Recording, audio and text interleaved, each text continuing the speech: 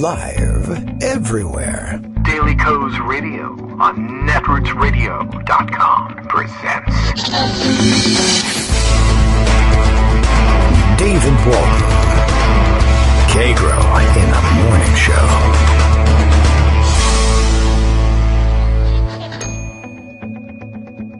Now, here's David Waldman.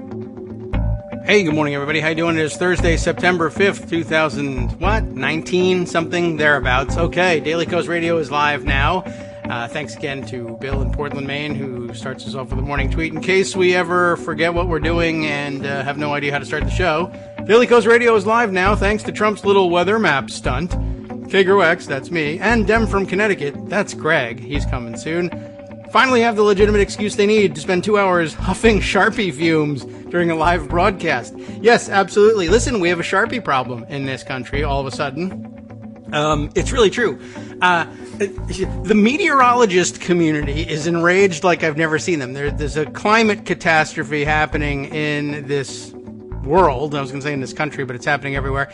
And you can't unite the meteorologists entirely on a platform of climate catastrophe warning, but he's got them all enraged about drawing on a map with a Sharpie. So there's two, niche problems going on here. One, the meteorologists are going crazy, and lots of people are. It's not just the meteorologists. A lot of people pointing this out and pointing out, yes, as it turns out, there's a claim out there that it is actually illegal, contrary to actual federal statute, to alter a weather. Well, it said a weather forecast map, and maybe this isn't a forecast anymore. I don't know what the loophole is he's going to use to get out of this thing. I don't think anybody intends on charging him. Of course, you can't do it because he's a sitting president. So yada yada. That's not what anybody's after, and it's, beyond the Al Capone parody to be talking about charging him with that. But everybody is, I think rightly concerned, to say the very least, about his inability to admit a mistake, and he's now doubling, tripling, quadrupling down. He's shown multiple charts. It's very clear the thing's been drawn on with a Sharpie, which brings us to the PR disaster for the Sharpie company. It's now, I think by the end of the day, if not already, synonymous with Trump's BSing and lying is to take a Sharpie to something. It's like political shorthand. By the end of the day, the Sharpie brand will be dead. They should be suing him. I tweeted around a number of examples of just what people are circulating on Twitter with tags for the Sharpie company to figure this out.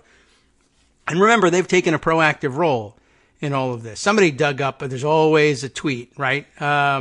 Somebody dug up a tweet from back in 2010. I mean, this is really going back. It's even before most people, before Trump's, well before his actual candidacy, even before his flirting with ever running.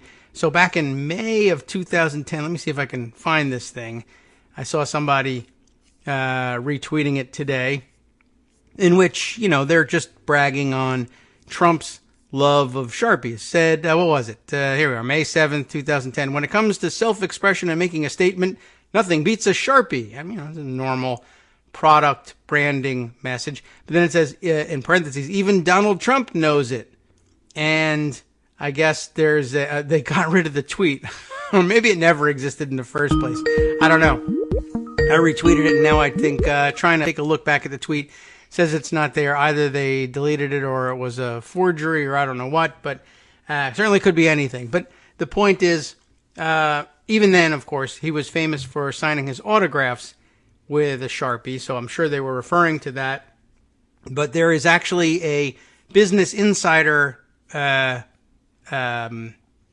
article from last year in circulation about Trump approaching the makers of Sharpie. I don't know what the actual company name is called, but maybe we'll look that up so we can defame them properly.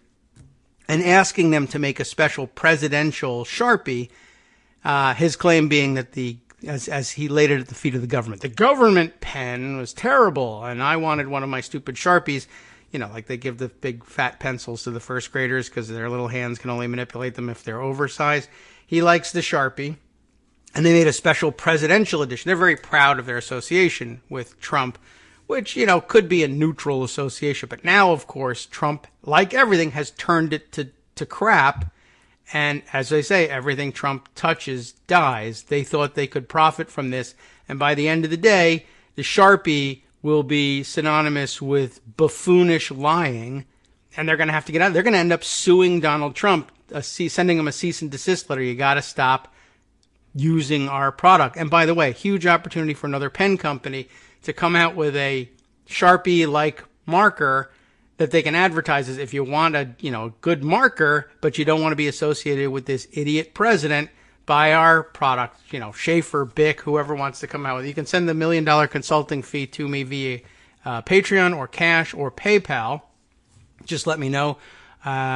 It's gonna be huge, but whatever you do, make it look rich. We'll get to that in a minute. Anyway, Greg is here waiting patiently, probably has a Sharpie out you can just draw back on this and say you came on the air at 9:05 if you like. Well, it's funny. I saw some really, really good great ones. Pictures of Sharpie Gate here. Yeah, I sent them all to my Sharpie, favorite so probably they know. is the one of the dartboard. Oh, I haven't seen that one. It's a picture of a dartboard. I have it up on Daily Kos Pundit Roundup this morning. Excellent. It's a picture of a dartboard, and all the darts have missed the dartboard and landed on the wall, but somebody has helpfully put Sharpies around all the darts to make it part of the dartboard. Yeah, people are being very clever. Here's another one. Here's a picture. I got this in the Daily Mail. I just threw it in at the very bottom. They're very reliable, so yeah. Hilarious Sharpie Gate memes flood social media showing how Donald Trump could solve all his problems with a black marker pen after he was accused of altering, which he did, Hurricane Dorian hitting Alabama. And there's a picture here. After today, Trump finally found a way to prove he had a large attendance at his inauguration. Yeah. And it's a sparsely attended crowd. And he's drawn little stick figures in. So you could say, oh, look at the size of this crowd. That's a pretty good one. One of them's holding a handgun, by the way. Oh, well, that's real. My favorite so far has been a picture of him in his golf gear and his white shirt. And, you know how Donald Trump is shaped. You know his body shape.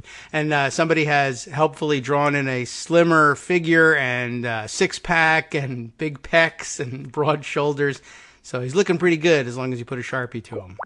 Not only that, look at his hands. Somebody drew in that made his hands bigger. Perfect. Well, nice. Right, but he's not the only one playing with the hurricane. We also have Marianne Williamson. Oh, yes, right.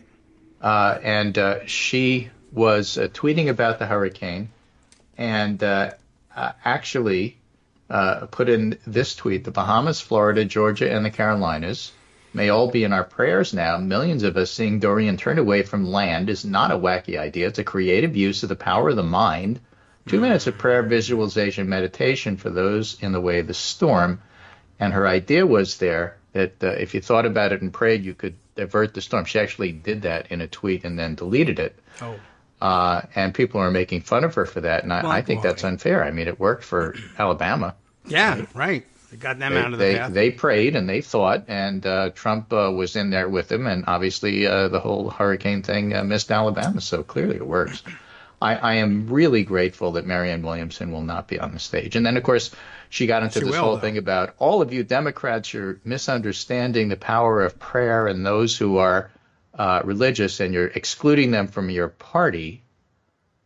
No. Yeah, okay. No, actually, the Lord helps those who helps themselves. And what we're saying is that the real heroes are people like Chef Andre, who's going to try to feed the Bahamas, and not people who just stand there and say thoughts and prayers. We've had plenty of that. Thank you for the gun issues. And no, that's not how it goes.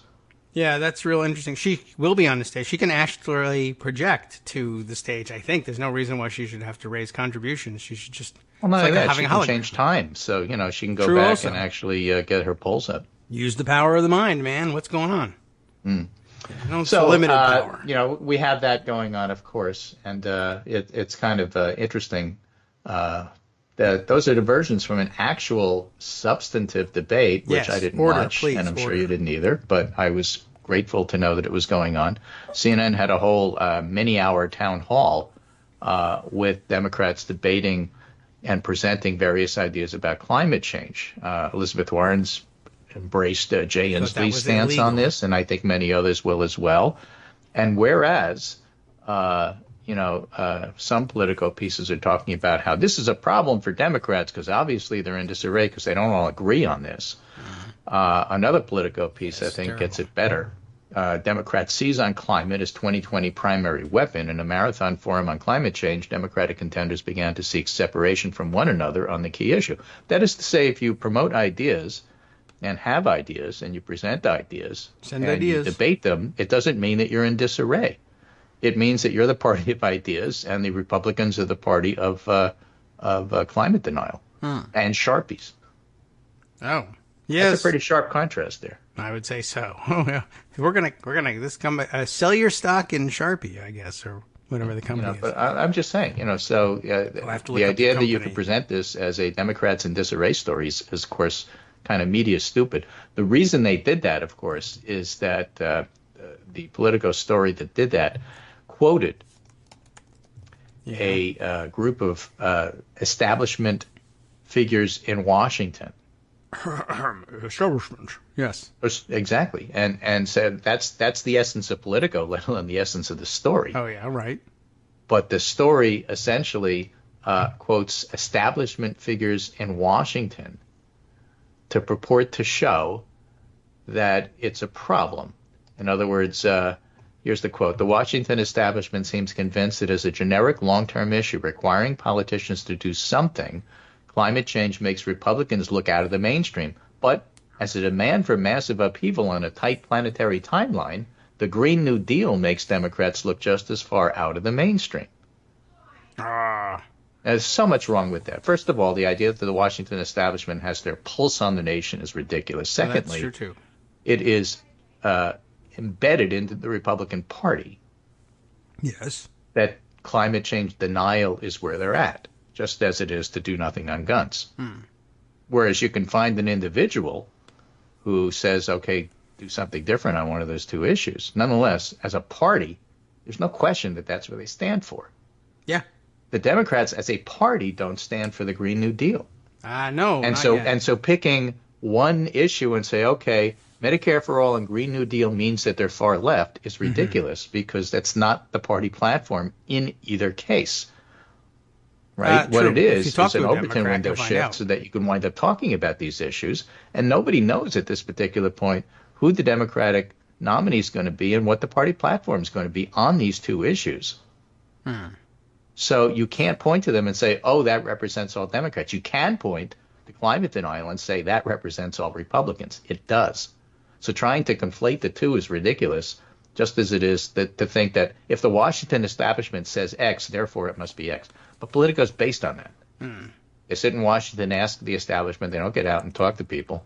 And so you get these Democrats in disarray stories because, look, somebody in Washington said both sides. Yes. Well, that's somebody. All somebody has to do is say it, one person. And I guess if they have a suit and tie, that helps. Yeah, I suppose. Yeah, it's problematic. And by the way, I mean, this is a opportunity for reporters to go to diners where there are Democrats and ask them. Well, it would be a very interesting story. I think they should go to North Carolina right now to the diners that are closed or flooding. Yes, I think they should go to South Carolina right now to the beach. But whatever. Some of them are actually, but. Yeah, but they should be asking but they're not people talking this to people, question. They're just standing there showing how they can be blown around in the wind, which is some of the more useless coverage you would ever see. Yeah, well, people who watch the Weather Channel seem to love it, but that's also useless.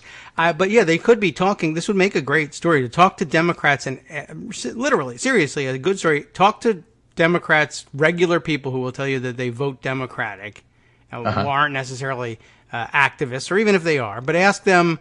Well, I would love to ask them. It would be great for Democrats to find this out too. What do you think Medicare for all means?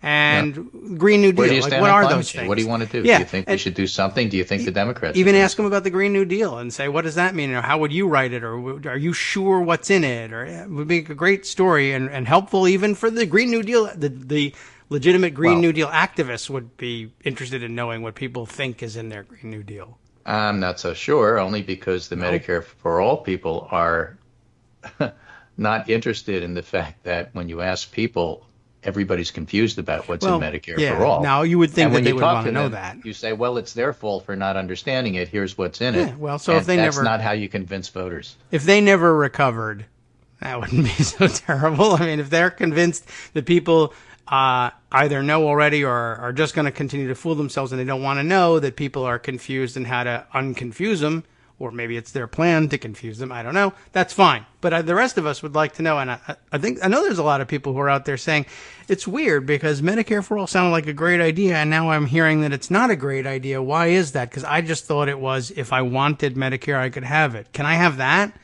Where's the people for that? You're totally right on the communication part of it. I'm just saying that having argued with the activists both at Daily Kos and online, I think people have to be a little bit more aware of how those arguments hit the public and not just Twitter.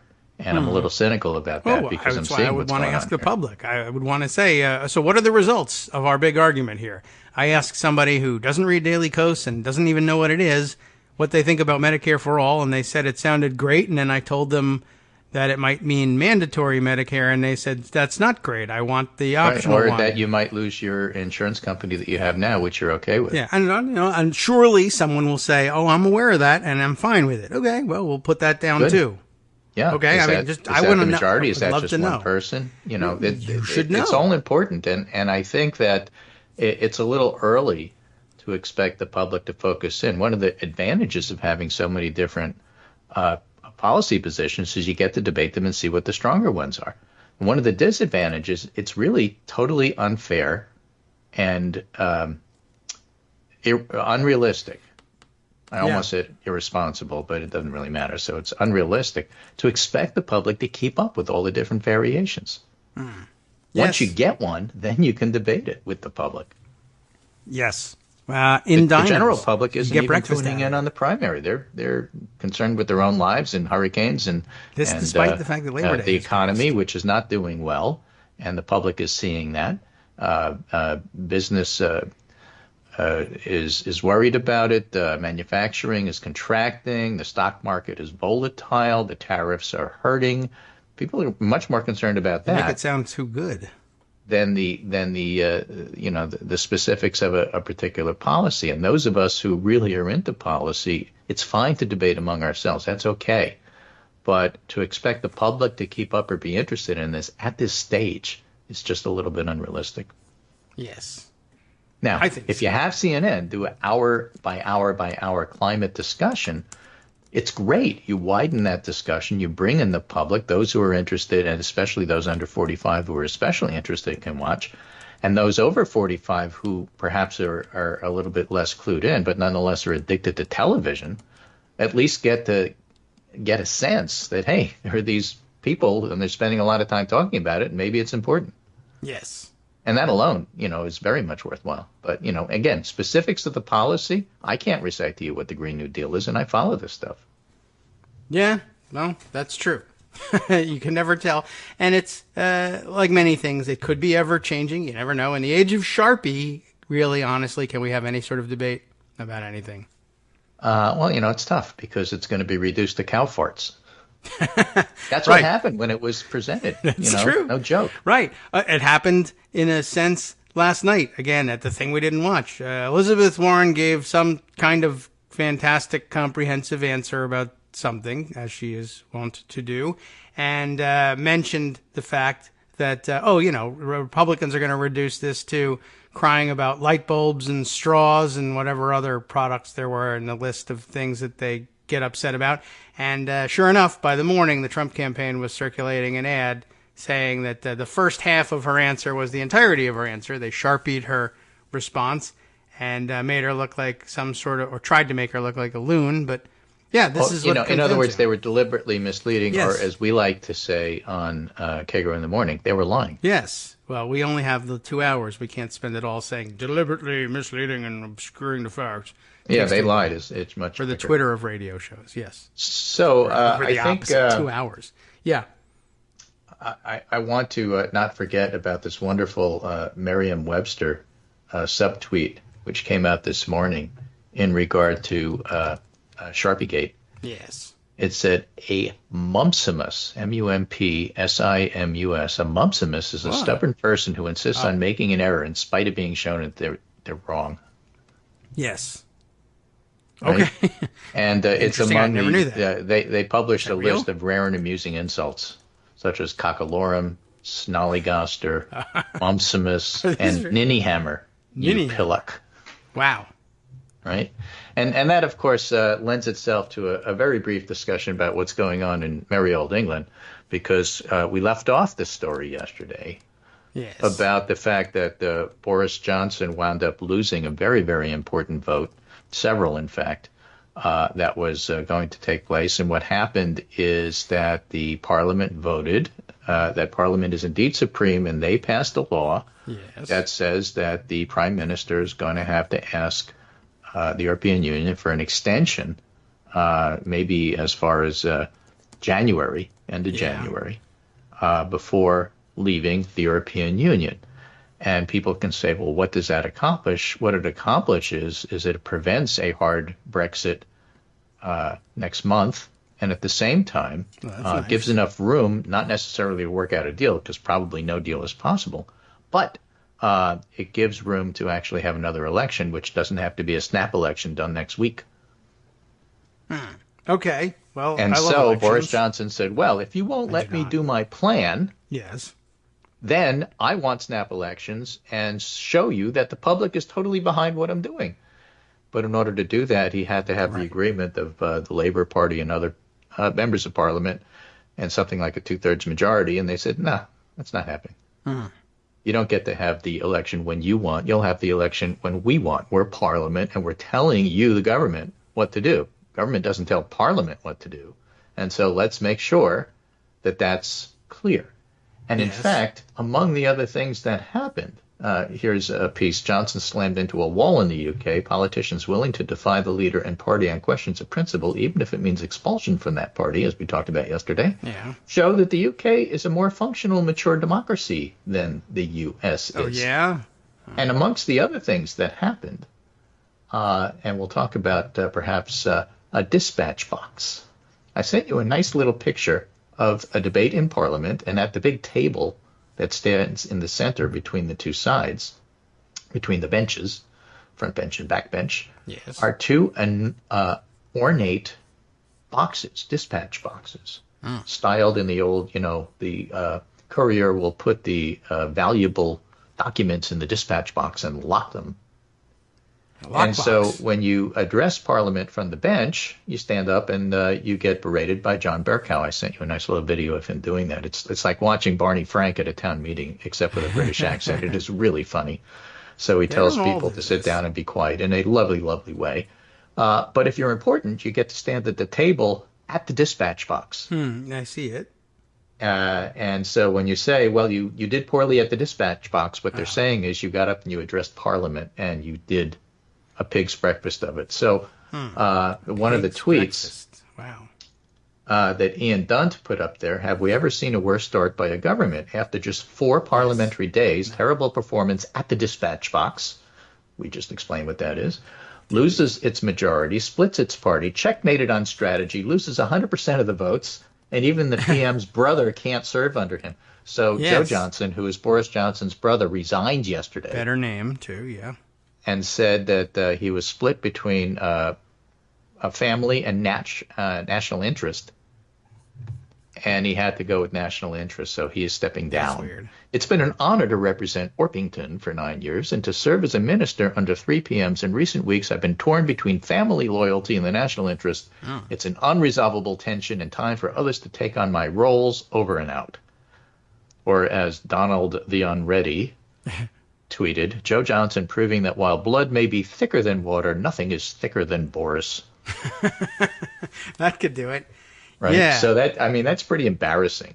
So not only do you look like a jerk when you're standing up there yelling at the other side of the aisle there, you're yelling at them that your surrender plan is not going to go through. That's all you're doing is you're giving up and ceding everything to he's frothing at the mouth. That's what he meant doing badly at the dispatch box. Plus, he's losing all the votes, and he lost the vote to have a new election as well. So this Ian Dunt fellow that I follow really has a pretty good clear eye of what's going on here. And he was following some discussion this morning between Michael Gove, who's on the conservative Tory side trying to defend this, and Hillary Benn, who's a Labor MP, questioning him, and Pat McFadden, another one. And Pat McFadden says to Michael Gove in defending the government, and Pat McFadden asks, both you and the PM have said you'll obey the law.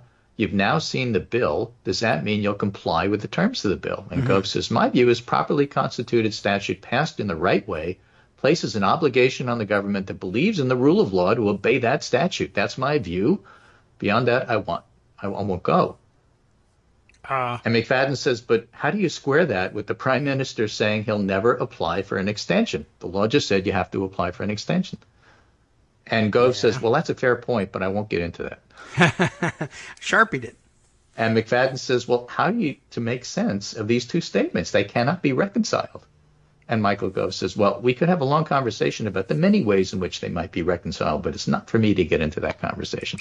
So basically, Boris Johnson is in a box, and he can't get out of it. A dispatch box. Yes, a dispatch box.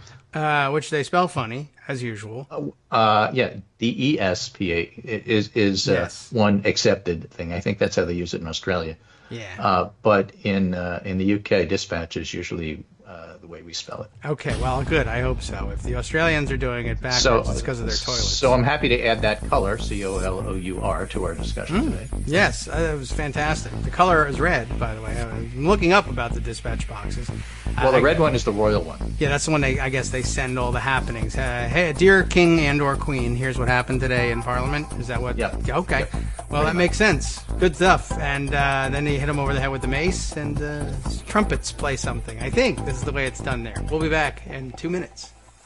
Hi, everybody. It's me, David. Let's change things up from the old fundraising pitch for just a minute and talk instead about how you can be a part of our show. If you've got a smartphone or any other electronic recording device, why not sit down and record a segment for us? Read us an important article and give us your take. Read one of your own original essays, or even just give us your commentary on something you'd like to share that's important to you. Then send the file to me at kagrox@gmail.com, and I'll try and work it into the show. Short segments, a few minutes in length, are easiest to fit in. And of course, I can't always guarantee that I'll be able to play everything, but if you've ever shouted at your radio or TV about something you wish was being covered, here's your chance to change that. Make the show your own. Send your submissions to me at kagrox@gmail.com.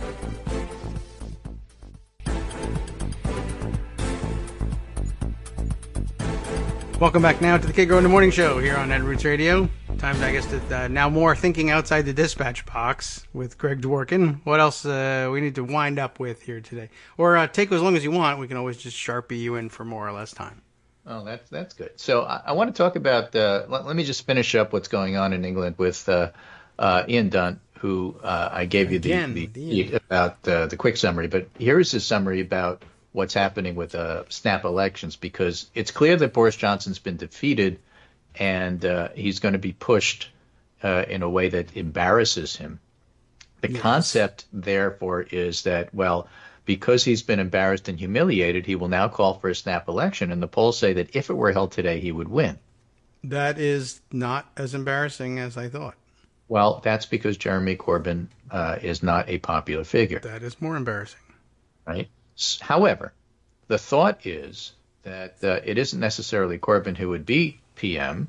He could go into coalition with the Lib Dems, who are probably more popular at this point. Okay, that is but idea. Not necessarily in the polls, but certainly in terms of the individual who would lead. But the broader thinking is that if you were to delay the election until a couple of months from now, when the honeymoon period for Boris Johnson is done and people get it to sink in that he's embarrassed himself and looks like a dolt, and people are leaving his party, and he's getting rid of Tories, and he's purging the party of anybody who doesn't agree with him, and so on and so forth. That's enough to, familiarity breeds contempt. So the idea is if you can push the election to November, December, or something like that, November would be realistic because that gives you 2 months to negotiate. At least that's your on paper rationale. then don't have the election now, have it in a few months, and you're in a much better position to defeat somebody like Boris Johnson. So that's the background. And Ian Dunt writes, checkmate, Labor rejects Johnson's election gambit. The offer an election today is like the offer of an apple to Snow White from the Wicked Queen, Jeremy Corbyn concluded while standing at the dispatch box. What a winner. People get to stand at the table. The backbenchers have to ask their questions from the bench. What he is offering is not an apple or even an election, but the poison of no deal. Let this bill pass and gain royal assent. That's capitalized, royal assent. Then we'll be back with an election. Is assent capitalized? He got Michael Gove to basically say, yes, we are committed to the rule of law. And he got Boris Johnson to say that as well the other day. They're just not. So the idea is pass the bill, get it done, make him give up his plans, and then have an election after he's been humiliated, embarrassed, and defeated. That's the plan. On the face of it, Ian Dunt writes, this seems ruinous. The bill will probably get royal assent. In the next few days, it has to go through Lords, and then the Queen has to agree. If Corbyn then immediately accepted one of Johnson's requests for an election, it would take place before late October. A Johnson majority, if he got one, could then be used to repeal the rebel legislation and secure no deal. Since Parliament is supreme, don't forget, whatever Parliament does, Parliament can undo. Okay. So you just get a different majority, and they say, okay, that was stupid. Let's go back to where we were. But there was a little more wiggle room in there. Saying he would back an election is not the same thing as saying he would activate it. Could Corbyn block an election during the tiny gap between royal assent and prorogation starting? Because then they're off for 5 weeks because Boris Johnson deemed it so and got the Queen to agree. He'd then be clear for the next 5 weeks with Johnson's own plan to silence Parliament. It was Johnson's idea to prorogue, now working against him. Because Parliament can undo it, but not if they're not in session. Right, I guess. I mean, I don't know what the rules. I have to assume they're right about this, but I'm not sure what sort of rules there are about convening a parliament with the same members elsewhere or under. Yeah, I don't know. I'm sure there's a rule against it. You got to have the boxes for one thing. Yeah, I'm reminded of the old Groucho Marx song. Whatever it is, I'm against it. I guess so. Right. Or perhaps a no-confidence vote could be used. This would start a 14-day period in which to try to form a government, either through himself, Corbyn, as prime minister, or somebody like Harriet Harman. They could then extend Article 50, hold an election, and importantly, the process would kill more time. There is space to work with in Corbyn's statement. It's still not clear which way he'll go. The writer here has no confidence that Corbyn and really has a grasp of this. You can tell from the writing. That's the subtext. And there's a sustained effort from within the Labour Party to stop him falling into Johnson's trap. It's not like Jeremy Corbyn has a steel trap mind and clearly sees how to avoid this. It's everybody in Labour is working to make sure Corbyn doesn't make a mistake on this. Okay. I mean, great. Right? But that's the background. So that's where we stand now. So Johnson's lost. The question of an election is up in the air. There probably will be one relatively soon, but timing is everything here, and we don't know when that's going to be. So back to our elections. Okay. We've got elections coming up. If you wish. For those of you who don't like polls, because I'm going to talk a little bit about the MU Law poll that just came out about Wisconsin, very favorable to Democrats. And for those of you who prefer narrative, let me do this one. And this is by Alex Eisenstadt from Politico. It's called Republicans Fear Drubbing in Next Round of Redistricting.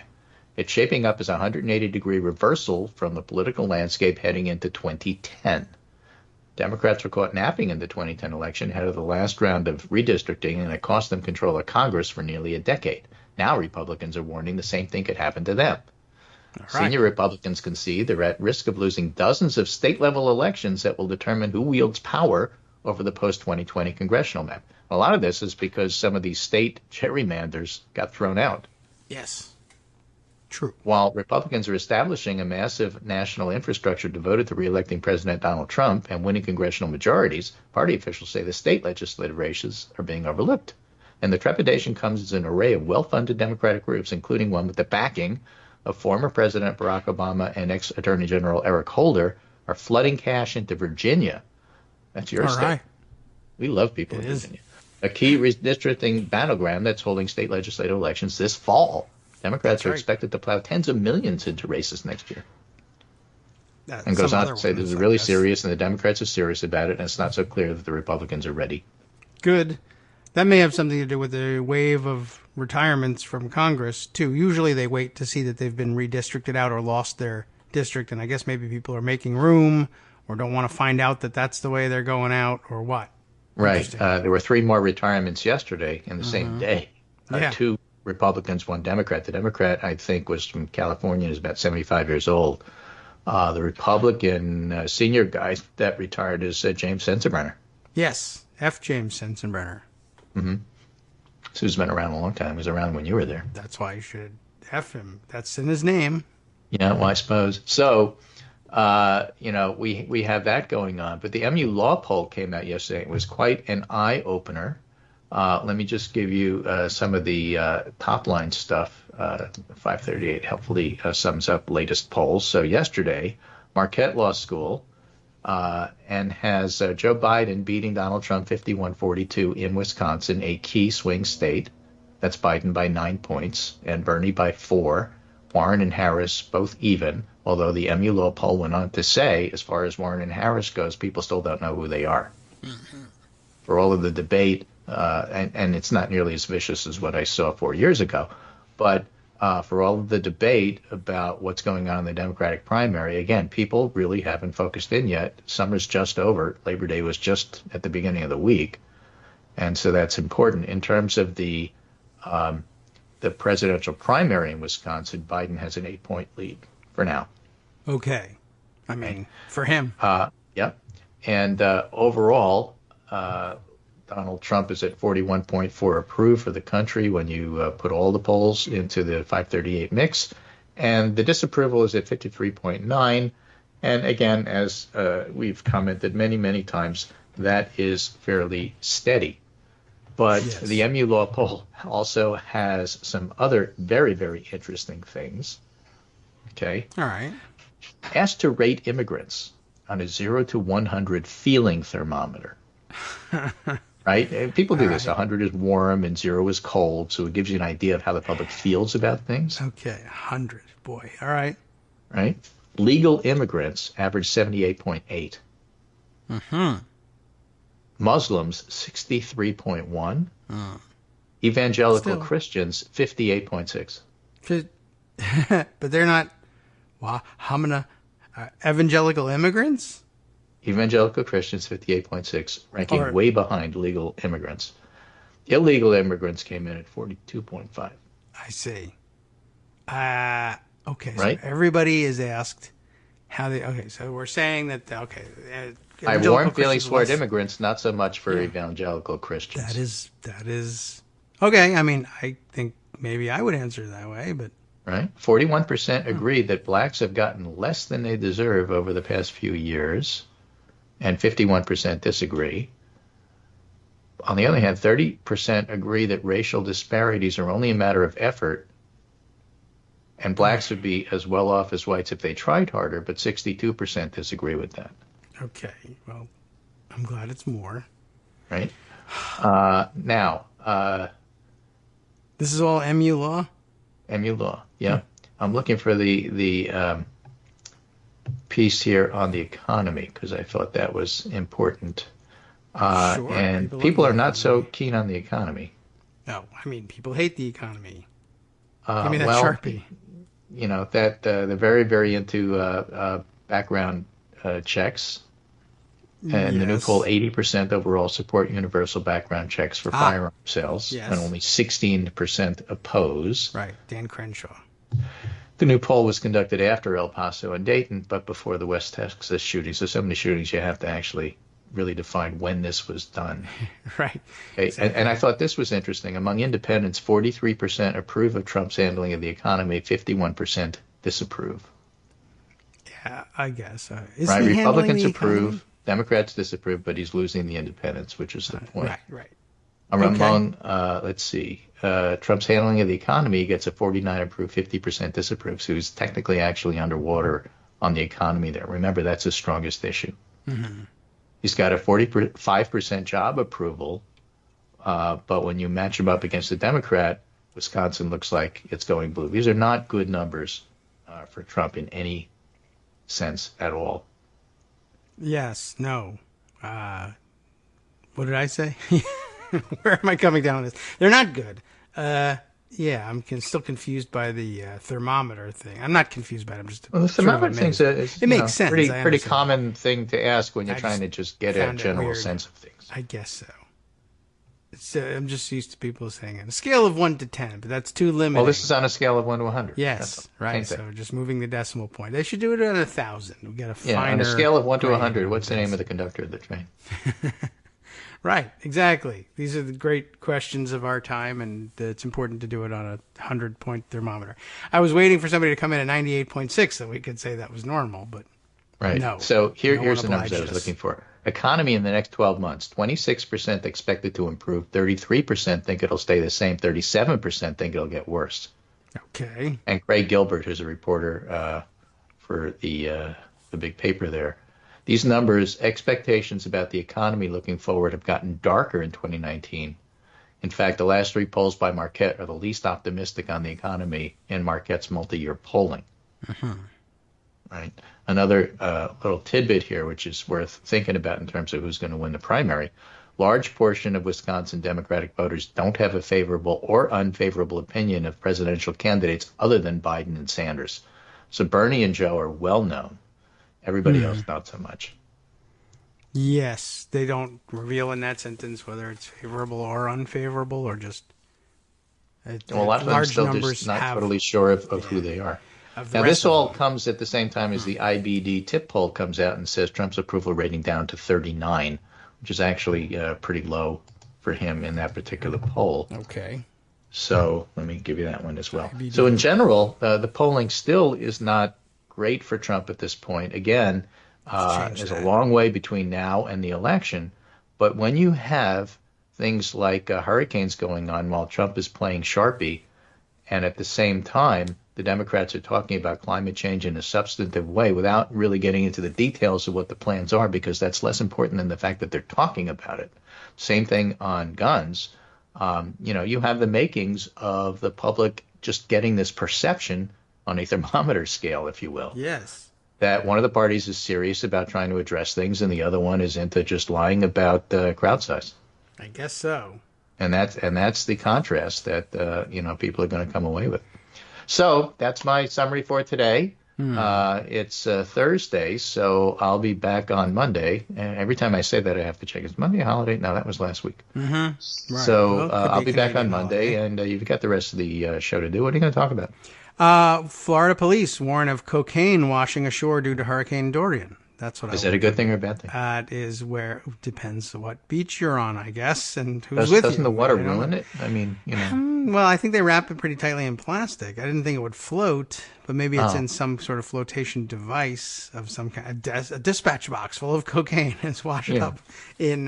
Which of the packages do we have to look at? The ones that are hovering above the ocean. Right, that's Marianne Williamson's cocaine. Yeah. I think that's a good idea. I don't know whether that's a good idea or not, but it will. An entrepreneurial spirit might take you out to the beach, let's say. Yeah, absolutely. And keep all right, you up so for we'll a watch week. the hurricane with interest, of course, because it's going to make landfall in the next 24 hours, probably. It's bringing in cocaine South with Carolina, it. and maybe North Carolina, even the lower parts of Virginia, the Hampton and Virginia Beach areas. Okay, you let Abby into the cocaine again. Yeah. All right, well, it's not a problem, but you'll be chasing those squirrels for hours. Okay, thanks. Get Abby. The doorbell's going up. So take care, and I'll talk to you on Monday. Very well. Take care. Thanks, Greg. Go see if it's cocaine, and if so, don't tell anybody. Wow. Okay. Well, I mean, that's the breakthrough story of the decade, as far as I'm concerned. The game changer. This is according to The Hill, which tweets everything. I don't know exactly. Well, they're Florida police cocaine washing ashore due to Hurricane Dorian. I don't know whether it's a guess, a wish, or a news report. But here's what it says. USA Today reported that the spokeswoman for Melbourne, Florida, who had been up for 48 hours, said that beachgoers initially thought a package of roughly 1 kilogram of cocaine found on a city beach was dynamite And I haven't tried it, so I can't tell you whether it was, in fact, dynamite, but it's really interesting. They thought it was dynamite because it was labeled in Spanish. That does not explain anything to me. Does that mean it was labeled in Spanish so they couldn't read it? So they thought it was dynamite because anything they can't read is dynamite or explosive? Or is the word for waterproof package of cocaine in Spanish anything like the English word dynamite? I don't know. I'm not certain what would make you think that. I guess if it comes shrink wrapped in, grayish plastic, it might look like plastic explosive from the movies, and maybe and that got distorted into dynamite. You can't tell what kind of story this is, and you have to take it. You have to take it with a grain of cocaine because you can't understand any of it, and it may be because all the witnesses are high out of their minds. I don't know. You're walking along the beach, and 5 kilograms of cocaine wash up on the beach, and all of a sudden you're getting these excited reports from people who can't stop rambling at double speed that 1 kilogram of cocaine was found on the beach. And what do you do with that story? An officer was on patrol when someone said they saw something suspicious. Okay, so that's a see something, say something situation there.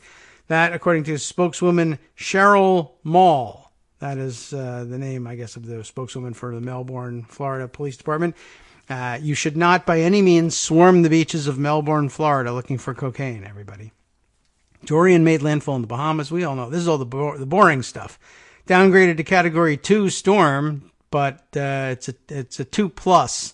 On a thermometer scale of 100, it would be a 23 or so. Not high enough to bump up to a 3 on a scale of 1 to 5. But you can see where the additional gradients of grading on a scale of 100 gets you. The extra 2 points, of course, because it is supercharged with cocaine. The storm is now set to make landfall in the U.S. on Wednesday and Thursday, and everybody's going to be up all night because of it. This is really...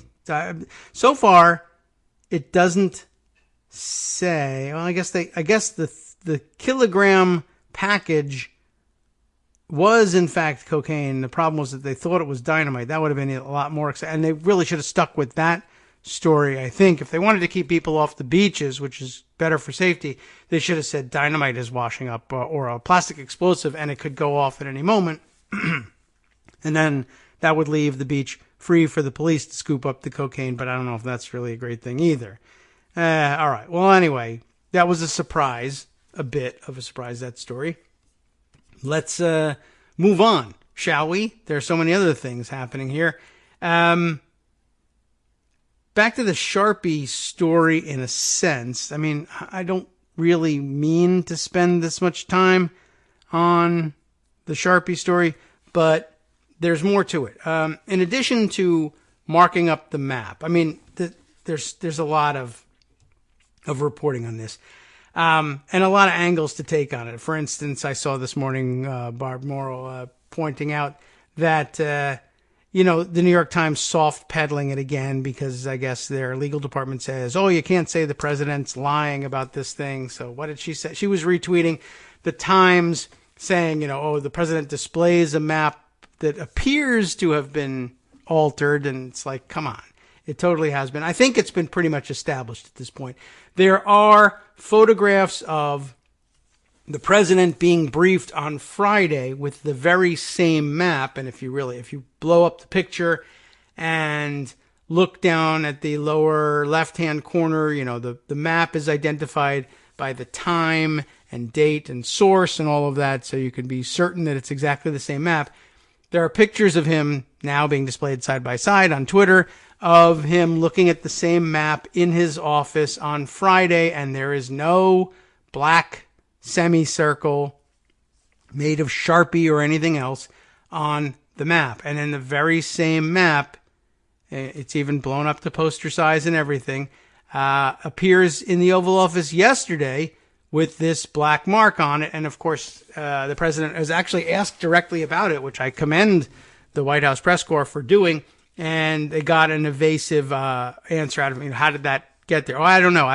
It appeared to have been made with a Sharpie marker or something like that. I don't know anything about that.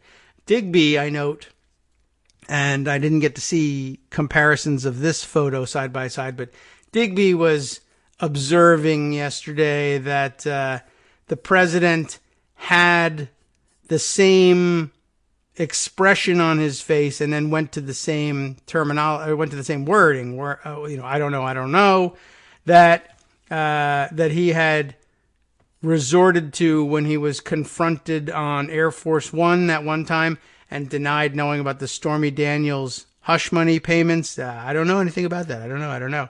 Yeah, here's the tweet in which he does it. The words and the look on Trump's face when he says he doesn't know who drew the Sharpie line around Alabama are exactly the same as what he said and looked like on Air Force One when he denied knowing about the Stormy Daniels hush money.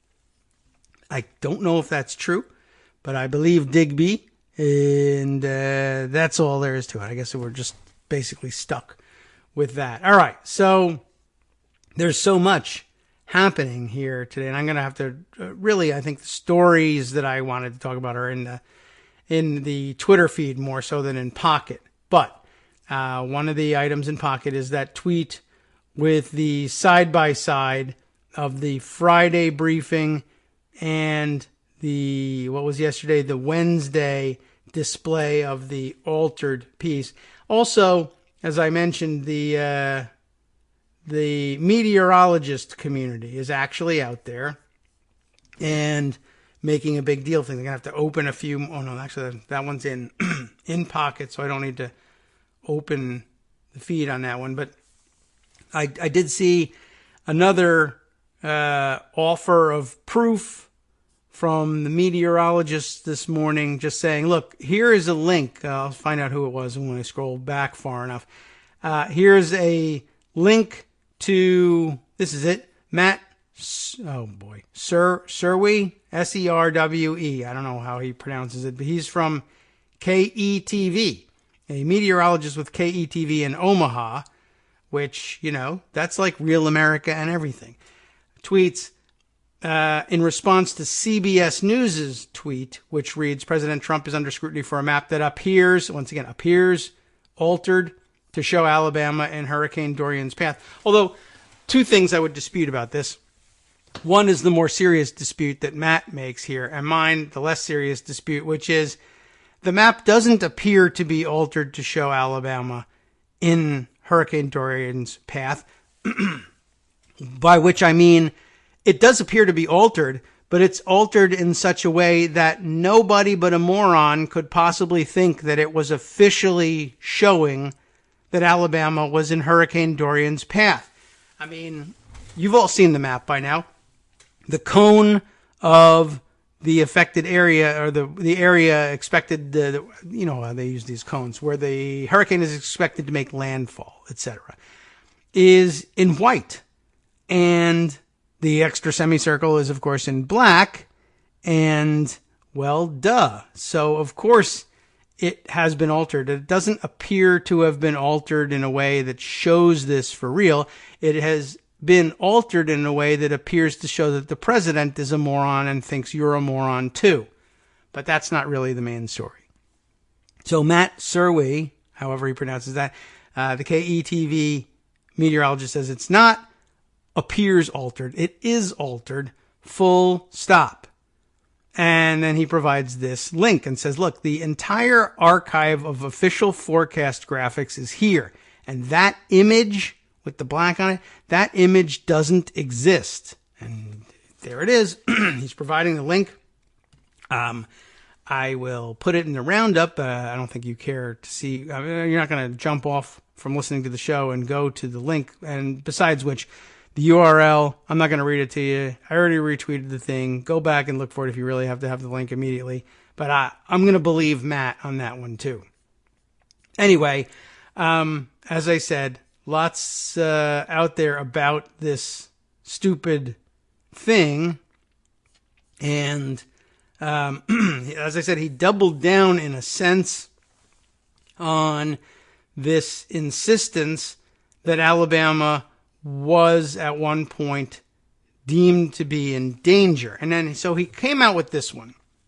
Trump also has tweeted this really busy-looking map, things we sometimes see, where the hurricane's forecasted path is predicted by various models, not like the kind that Donald Trump molests, but the computer models. And they make a composite map showing all the various possibilities that have been predicted. And I guess you're supposed to be able to guess from that what the most likely scenario is. I really don't know what the purpose of putting those maps out is. But he put one out, and it did indeed show that there were some models, outlier models really, that predicted that the storm could make its way over Alabama. And so Trump used that map to justify his claim that Alabama was indeed in danger in some way.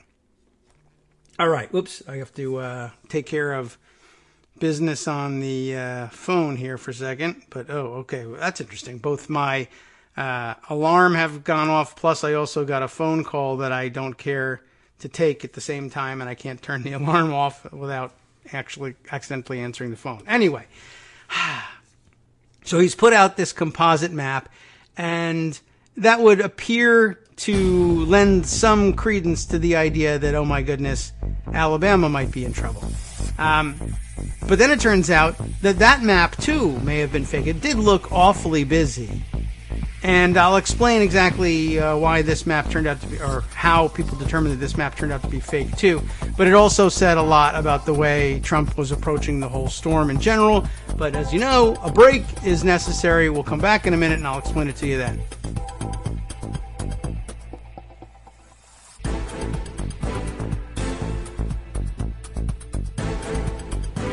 Welcome back now to the Kagro in the Morning Show here on Networks Radio. Almost missed our return here. Let's see if I can find. Is it necessary that I find Donald Trump's original tweet about this thing from yesterday? I don't know, but we'll see if I can scroll back and find the thing. Let's see. His own tweets. So yesterday he was tweeting out this map. Oh, here it is, right? This was the originally projected path of the hurricane in its early stages. As you can see, almost all models predicted it to go through Florida, also hitting Georgia and Alabama. I accept the fake news apologies. And the graphic he has attached is, as I said, extraordinarily busy looking.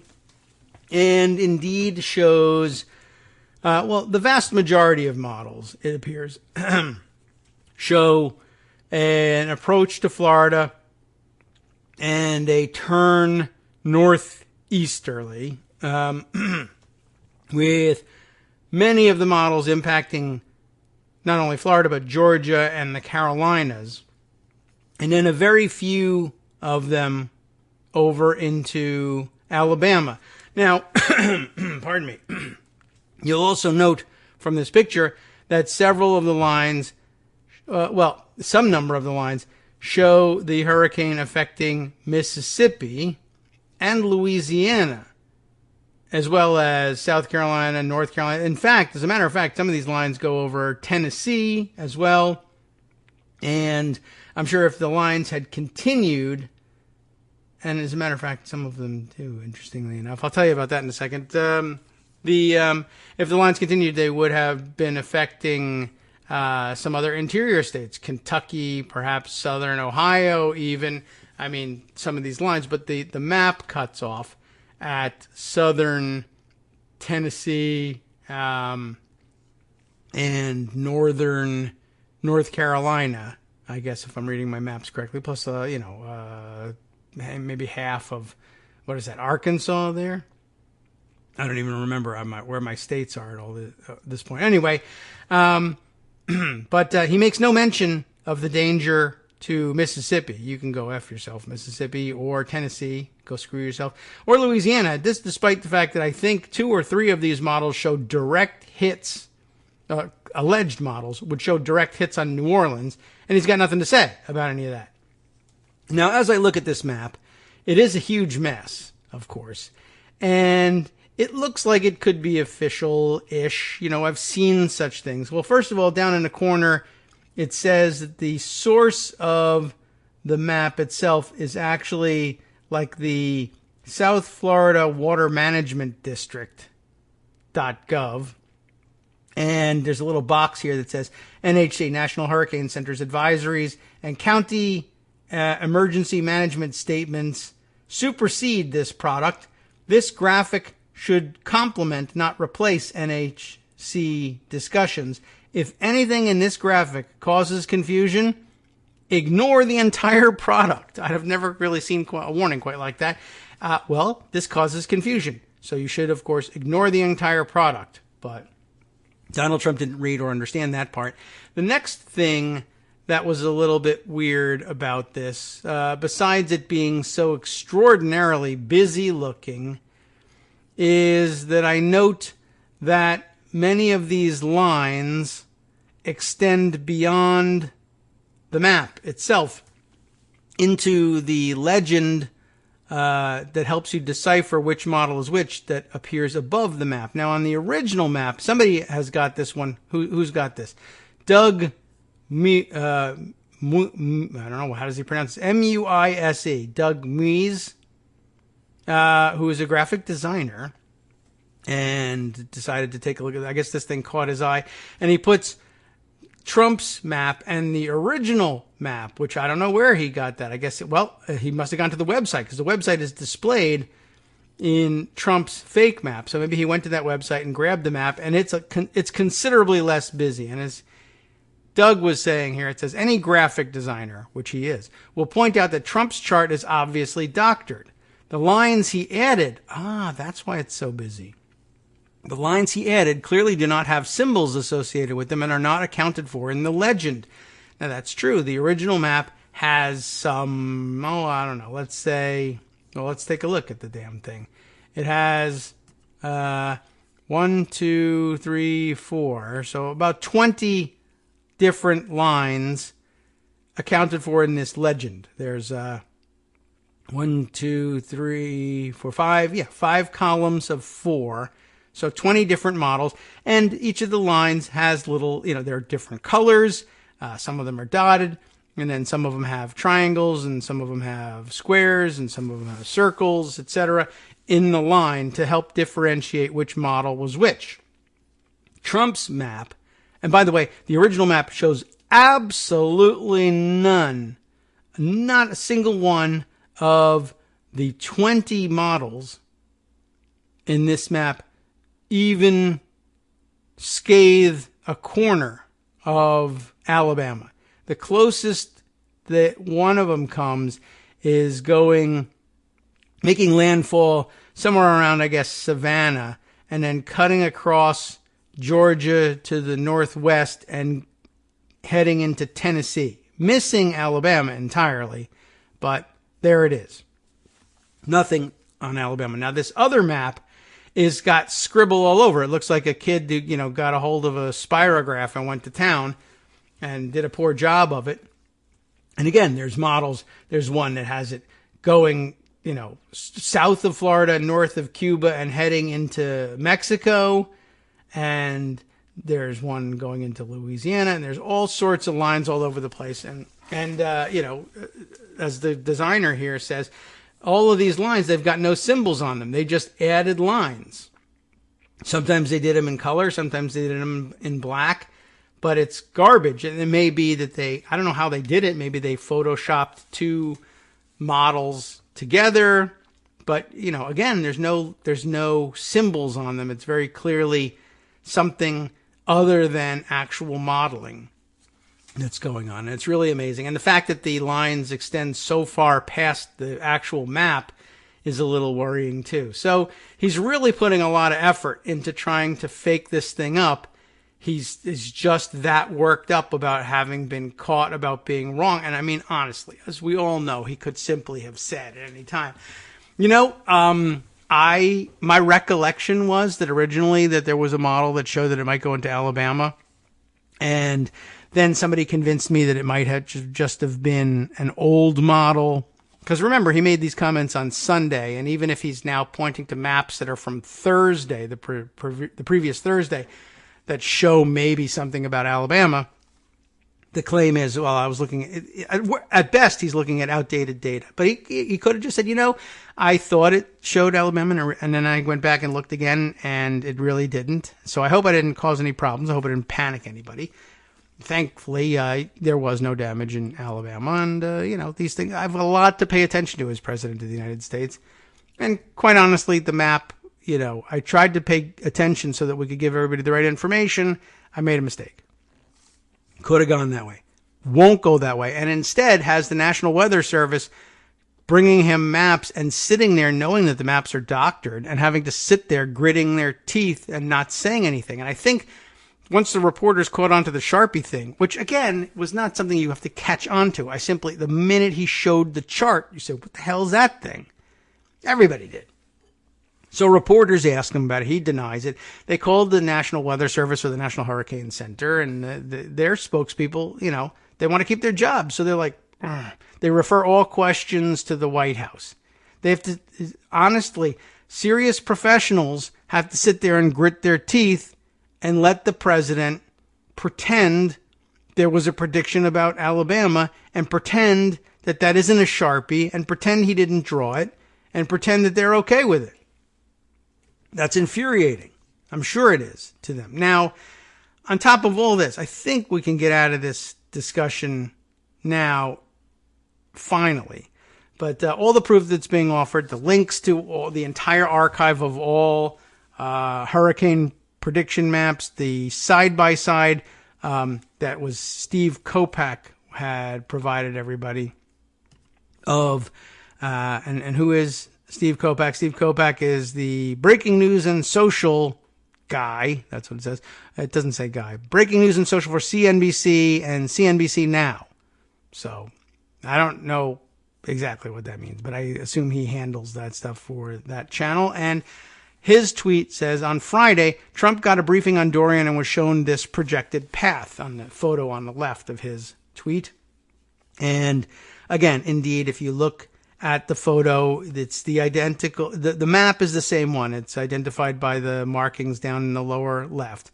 Today, which was yesterday, Trump showed the same map, but looks like, it says, someone added Alabama to the track. And of course, it's in Sharpie, and of course, that means it's Trump, basically, unless he just instructed someone else, or someone else did it and brought it to him. I guess there's some possibility that one of his babysitters drew that on there, knowing that the president would need that, or the president had asked for it, or had hinted that he needed such a thing, or I don't know what. Although yesterday, I don't think Trump said anything I don't know, maybe he did. I made reference to the original thing, but he didn't point to this map and say, so you can see, this is the map I saw. He just holds it up there. So to me, that's him constructing his lie, because that isn't the map he saw. The map he saw on Friday didn't have that freaking half circle on it. And so all the proof is out there. That's really the point of sharing all these other tweets. What it brought me to, though, was a diary that you may have seen over at Daily Kos. Let's just see. Is it still up on top of the recommended list? Yes, it is. America owes Al Gore an apology. And if it's not immediately obvious to you why that's a related story, indulge me for a few minutes as I read it to you and explain why. But I think the story itself will explain why it's directly relevant, and then maybe I have another point about it or not. R/Slack is the username attached to this one. Well done. Good point, R/Slack. America owes Al Gore an apology. I've been thinking about Al Gore lately, and I guess a lot of people have with the climate catastrophe that we're experiencing. I remember when Gore stood before Congress and gavelled in the proceedings that certified his election loss. Remember this? You may have seen it in Fahrenheit 9/11, right? Or the news, or C-SPAN. He was repeatedly forced to overrule the objections from fellow Democrats incensed at the disenfranchisement of African American voters in Broward County. He had won the popular vote by over 500,000, yet there he stood, stoically presiding over his own defeat. It must have been the longest 90 minutes of Gore's life. A lot of people unhappy about that. The Bush campaign had relentlessly tagged Gore as a pathological liar, most famously accusing him of claiming to have invented the Internet. The label stuck. The ever-compliant media was happy to play along, filling the airwaves with parodies of Gore's supposed fibbing. Rarely discussed was the reality that Gore had never even remotely claimed any such thing. This is the quote here that the Bush campaign managed to transform into "I invented the Internet." And the quote was, "During my service in the United States Congress, I took the initiative in creating the Internet. I took the initiative in moving forward a whole range of initiatives that have proven to be important to our country's economic growth and environmental protection, improvements in our educational system." Now, our slack continues here. It was quite the trick telling whopping lies to convince voters that your opponent was a whopping liar, and yet the Republican Party pulled it off effortlessly. This was my first realization that the American media was irremediably broken. Irremediably. Anyway, all it took was 537 votes in Florida and one of the worst Supreme Court decisions in American history to vanquish Gore to the island of failed contenders. Imagine how different would America be were it not for those votes. Remember that Bill Clinton's 2000 budget actually posted a $236 billion surplus, which Al Gore proposed using to shore up Social Security. Our deficit is now running at over $1 trillion a year, and Donald Trump is threatening gutting Social Security if reelected. Those 537 votes enabled a tragically wasteful war in Iraq, one of the most boneheaded foreign policy blunders in American history. That war cost $2.4 trillion, resulted in the deaths of over 200,000 people, including 4,424 Americans, and destabilized the region. And it was entirely a war of choice. And what about the global financial crisis of 2007? Would it have occurred were it not for Bush's penchant for bringing industry hacks into government to take a machete to financial regulations?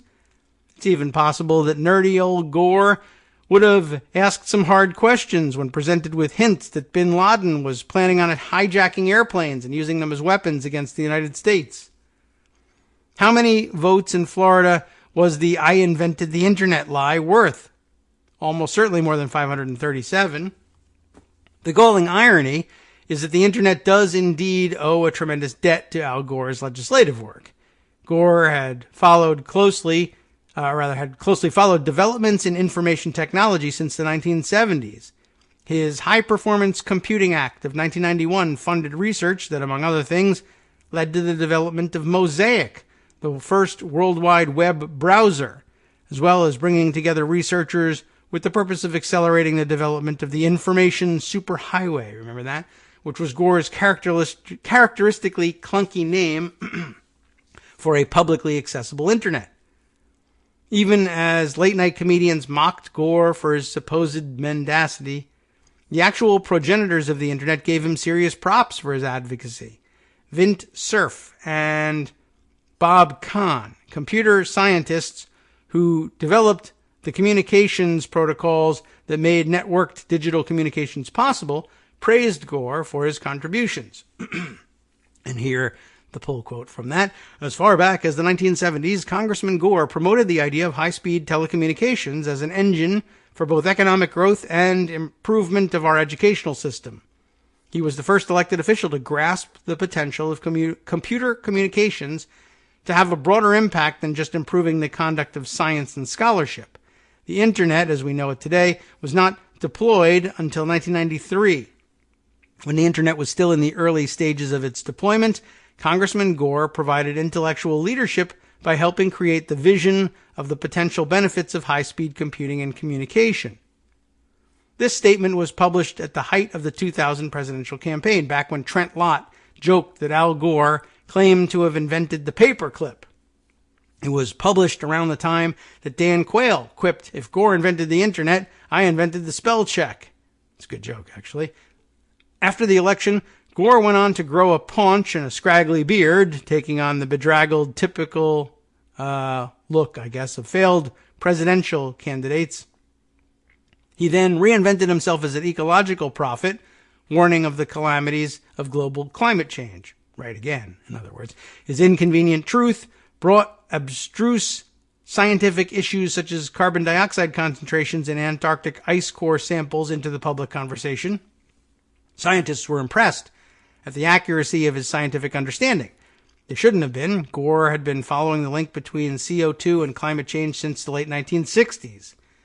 While Gore presented the harsh environmental facts to the world public, the Bush administration reneged on a campaign promise to combat global climate change, walking away from the Kyoto Protocol. Instead, he gutted environmental regulations after Dick Cheney convened a secretive energy task force composed primarily of oil and gas executives. In 2006, CO2 concentrations were 380 parts per million. I guess ppm, is that right? Parts per million. Now they're around 418 ppm. The hottest 7 years in recorded history have all occurred since the release of An Inconvenient Truth. Al Gore, the poor bastard, poor egg-headed wooden sad sack Al Gore, didn't know how to play the saxophone. Americans didn't want to have a beer with him, even though he was the candidate not in recovery. He was the petty fabulist who managed the tremendous feat of telling outlandish lies that actually made him seem more boring. For such an inveterate liar, however, it's amazing just how often Gore has been not just right, but downright prescient. Gore has seen farther than any other politician on the most transformational issue of our age. Issues, really, it says, of our age, climate change and the digital revolution. He explored these issues decades before his fellow lawmakers would even have given them a passing thought. The problem with Gore wasn't that he was a nerd with negative charisma points. The inconvenient truth is that Gore was always a serious grown-up hoping to lead a nation trained to prefer childish fantasy. He preferred being truthful to being entertaining, and that was his downfall. American society has come to prefer entertainment over truth, and that may well prove to be our downfall. Very good, very true, and still some additional points, I think, that need to be hammered home on that one. By the way, I wanted to interrupt with it right at the beginning, but I felt like we should get through this thing. But right up at the beginning, when she, I'm not certain, actually, r Slack. I'm sorry about that. I haven't checked into it. But when it is said that they succeed in tagging Gore as a pathological liar, did that not ring your bells at home? I mean, now, think about it. 3 years into the Trump administration, right? Imagine thinking that anybody else was an exemplar of pathological liar. But I mean, think about how amazing it is that Al Gore came away with this label, and I don't know, I don't remember what the press actually had to say. I would love to examine the headlines of the time and the stories at the time. I'm sure, given their unwillingness to do this now with Trump, I would imagine that they never just came out and said Al Gore is a liar in the news side stories. But I mean, they did everything they could to hint at it and to carry on that conversation. Imagine coming away with the impression that the pathological liar here is Al Gore versus Donald Trump. I mean, forget the fact that he in fact was, I mean, the whole point of this piece was his prescience on extraordinarily important issues. And that's great. But yeah, I mean, imagine coming away thinking there's been one pathological liar who's come close to winning the presidency or actually won it, and it's Al Gore. And the other illustration here, the picture of him standing there presiding over the electoral college count and his own defeat when A, he had won, B, everyone was, tons of Democrats encouraging him, just take a look, just open up the box here, take a look, probe the numbers, figure out what happened here, just give us a chance to make our case. And no, he was so dedicated to the system, which is, maybe a bit of a downfall at this point, right? But so convinced was he of the rightness of the rule of law and in this country and the value of being able to predict outcomes based on it, that he facilitated his own defeat despite having won and despite the disaster that was likely to ensue from the Bush presidency. And imagine somebody like that somehow instead being tagged as the inveterate liar, the grasping, power-hungry monster. So desperate to hold on to power was he that he would lie through his teeth about inventing the internet right in our faces. How dare he? And, could there be a clearer illustration of the fact that that none of that description fit in any way, shape, or form? Desperate for power, he shut down every Democrat who begged him to look and see the truth that he had in fact been elected president of the United States, because he was dedicated to carrying out the instructions of our Constitution, our rule of law, the system. The Supreme Court says this, even though they did so in the most ridiculous possible fashion. I just simply, for the good of the country, I will give up power in front of everybody. And still, 3 years into Trump, we come away with, well, Trump, I don't know if we want to use the L word. We could get in trouble and he could be mad at us. And blah, blah. But Al Gore, inveterate liar, pathological, power-hungry monster. Can't listen to him on climate change, climate catastrophe, as some people say. And I like the phrasing on that. Can't listen to him on that because something internet, right? This is the Sharpie times a million, right? Absolutely. Al Gore is certainly the worst out of the two of them. I just can't believe that out of the two of these guys, given what they've done, given how right Gore has been on important issues, how wrong Trump has been and continues to be on important and unimportant issues, and still insists that he's right. How many times we've caught him lying, how many times we've pointed out that Al Gore didn't even lie about the thing he's being accused of lying about, and the one who comes away with the damaged reputation is Al Gore. I found that just astounding and more than a little bit depressing, and I thought I would depress you too by forcing you to listen to it. But thanks to our Slack for pointing that out. Let me double back here for just a second here. Take a look at what Mike Musson had to say some time ago, because we're still on Sharpiegate at this point. Let's see. He was saying that the thing about Sharpiegate is that Trump had to pull a super old prediction map to cover his lie. So his defense is that, so he canceled an official trip to monitor the hurricane and instead went on a golfing trip and his info was over a week old. Yes, that's true too. Remember that part of the justification of his golfing was that he was getting briefed every hour. And I guess none of those briefings at any point said to him, oh, by the way, this has nothing to do with Alabama after all. Of course, he hadn't lied about that yet. So that wasn't until Sunday that he came up with that. But all through those hourly updates throughout his golfing on both Saturday and Sunday, apparently weren't giving him any maps about what was happening, which is kind of everybody's primary bit of information that they get from hourly updates on hurricanes. But okay, there we have. Wow. That's pretty interesting, I thought. Here's a wild picture being circulated by The Hill, along with the caption, just in, Congresswoman, quote, all good, after car crushed by construction equipment. Yeah, it really is smashed here. It looks to be, I think he probably could have survived it, but the car is pretty smashed. I don't know if she was in it, but I'll tell you the story from The Hill, as usual, because they, as awful as they are, they do a fantastic job with social media.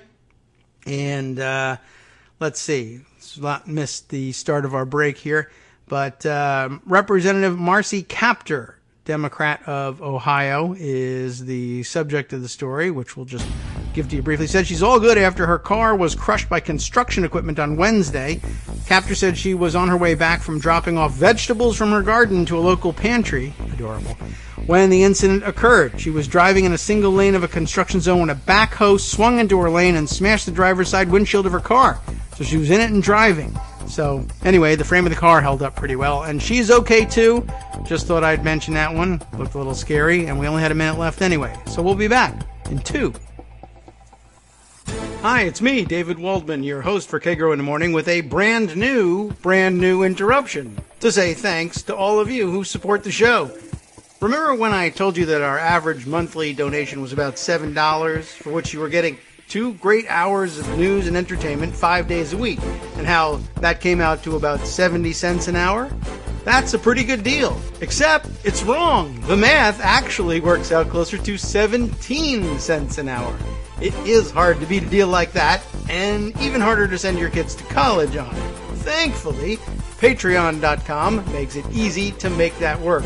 Patreon, Patreon.com, is the simple, secure way to make recurring monthly contributions to support our show. Just search for me or the show name on the site, and they make it easy to crowdfund the show so that the power of our numbers can keep the show going for just a few bucks a month. Once again, thanks so much for all your support.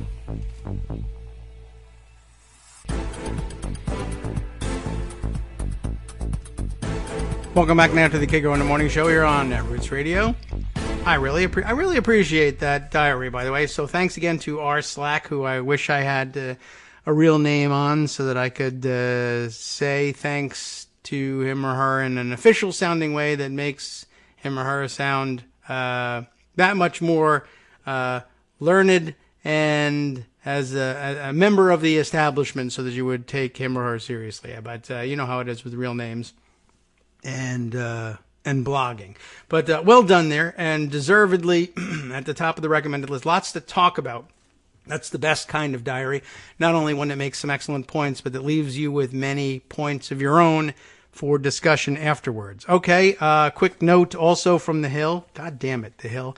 You really do a great job in capturing my attention, which is absurd. Sarah Sanders, it is announced here, has plans to publish a book, which is dumb by itself, and to publish it ahead of the 2020 election, which means it's going to get written rather quickly. And why not? Because it could just be full of absolute BS, and I could certainly write a book about, it was full of BS before the election deadline, so why not? The entire thing, of course, just to continue the joke here, will be written in Sharpie, although Michelle Wolf, of course, would say it would be written in smoky eye lies. But anyway, that's what it has to say, and she'll probably claim to have invented the internet as well, because why not? We'll just carry that theme over. Is there anything? I mean, I don't know. I got the article here, but I guess there's really no point in reading it. You know what she's going to do with the book, and you know also that she's flirting with the idea of running for governor of Arkansas, because she still claims to be from Arkansas because her family was and her dad was governor, and so that means she has to be governor because that's the way it works in America now. All we need is dispatch boxes and a monarch, and we can switch over to the much more reliable form of government that they have over there in the UK. So more dynasties, et cetera, and a big reward for being one of the real most inveterate liars in our history, and yet blah, blah, blah, Al Gore. So, okay, I'm still mad about that. And I guess I really should be. Let's see. Where to next? How about this? Since we've been obsessing over things in the UK, as well as in Ireland, where Mike Pence made his ridiculous visit, and people have been obsessing over how weird that whole situation was, and making sure that he stayed at the Trump resort so that Trump could net some bucks on this one. The next most talked about item about the Ireland visit, and by the way, I think he went on from there to Iceland and left there more or less without incident, but then turned around and went back. I think he went back to London after that. They're just keeping him going back and forth forever, and one wonders why. Anyway, most people talking about the Irish Times story, or at least about the headline from Miriam Lord. I don't know if she writes her own headlines there, but Miriam Lord, how, and I'm allowed to say this on the radio, because this is just the headline, How Mike Pence Shat on the New Carpet in Ireland's Spare Room. So forgive me. I know it's a family program, but your family is really weird if you're listening to this. Stoical smiles as U.S. Vice President delivers strong endorsement of Johnson and Brexit. By the way, another of the major reports out of his visits abroad is the number of instances in which Mike Pence has delivered speeches to European audiences during this trip and has paused dramatically for what were designed to be applause lines in the speech he was given, and met with an overwhelming silence. Literally not a single clap anywhere. And it must have been awfully embarrassing for him, if he has any sense of embarrassment. If he's capable of it, it must have been awfully embarrassing. Do we want to know how it was that he, quote, shat on the new carpet in Ireland's spare room? Sure, let's find out. The hospitable hosts buttered up their important guest and made a big fuss of his family and hoped he would say nice things about them to the important people he would meet after his visit to Ireland. And he told them they were wonderful and that he loved them. He even said a special prayer for everyone, and then, just before he left, he turned around and kicked them where it hurts. I guess that was the shat part. It came as a shock.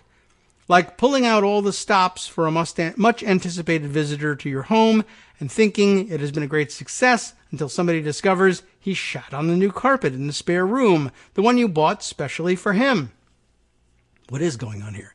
U.S. Vice President Mike Pence met President Michael D. Higgins and, oh my, the Gaelic here, Tausig, I have no idea how you pronounce that. We could totally look it up. Leo Varadkar, whose name I think we did look up last time.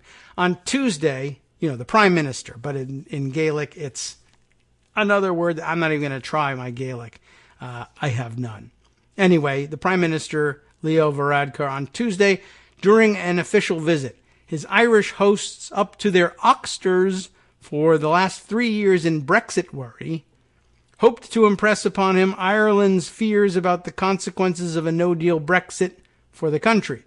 He could maybe stick in a supportive word for us in his talks with Boris Johnson in London, his next port of call, although he actually had to go to Iceland first. Pence, after all, is Irish-American and wastes no opportunity to go misty-eyed about his love for the, quote, old country, as he lards on his Mother Machree shtick on both sides of the Atlantic. He couldn't praise Ireland enough on Tuesday, deeply humbled and honored to be going to the hometown of his mother's grandmother, and so on. But after he said all these nice things about the Emerald Isle, and how much his boss, Donald Trump, sent his best wishes, by the way, appreciates us and all we do to help American security in Shannon, he delivered a very strong endorsement of Boris Johnson and Brexit.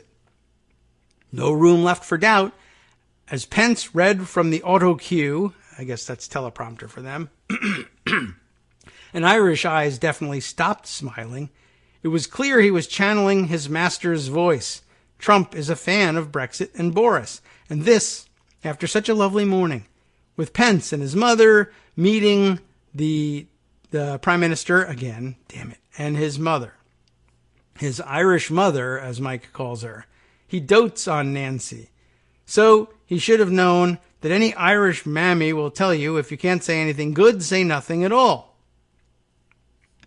Instead, he veered off his rather gushing statement following his meeting with the Prime Minister into some crunching Brexit remarks about our duty to do right by Boris Johnson and the UK. This is just coming up too often, and I think it's an insult, pardon me, to the Irish not to learn to pronounce the Gaelic word here for Prime Minister. And so let's just do it on the air, and let's play it out loud.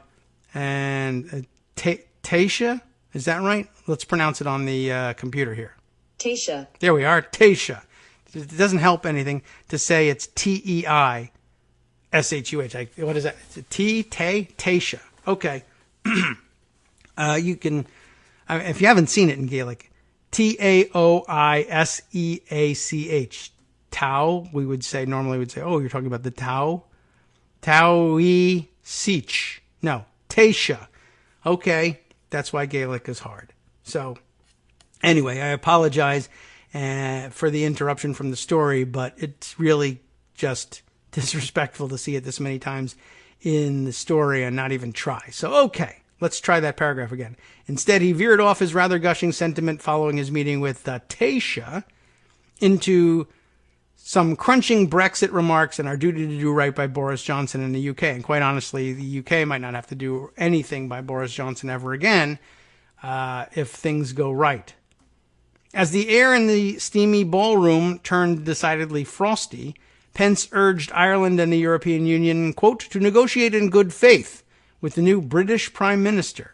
And there's nothing the Irish love better than to have someone insist that they negotiate in good faith with the British. The local crowd raised eyebrows and wondered what he thinks the aforementioned EU has been doing for the last 3 years, if not negotiating in good faith with the UK. Varadkar's expression didn't change. He stood on the platform beside the vice president and hardly flinched, smiling politely. He's doing his job, right?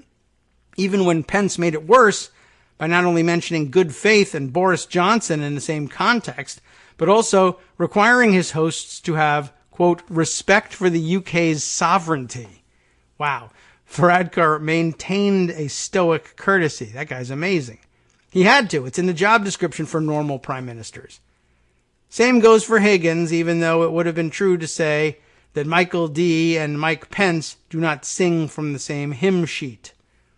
But international diplomacy is what it is, and in the context of going about their nation's business, everyone has to be seen to get along. But for all that, Michael D.'s sprayed-on smile when the U.S. Vice President came to visit him in, more Irish Gaelic to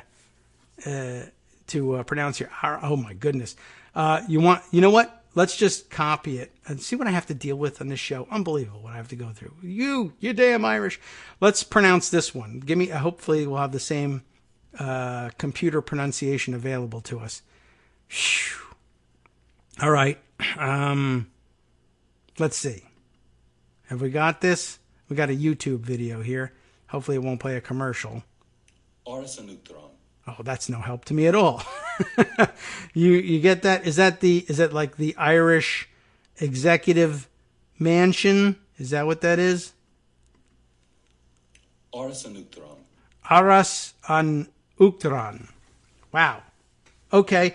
So where I left off in the story, this is for all that when Vice President came to visit him in Aras an Uachtaráin, it was a joy to behold. The Aras was bedecked with flowers from the garden for the visit of the anti-gay rights Pence.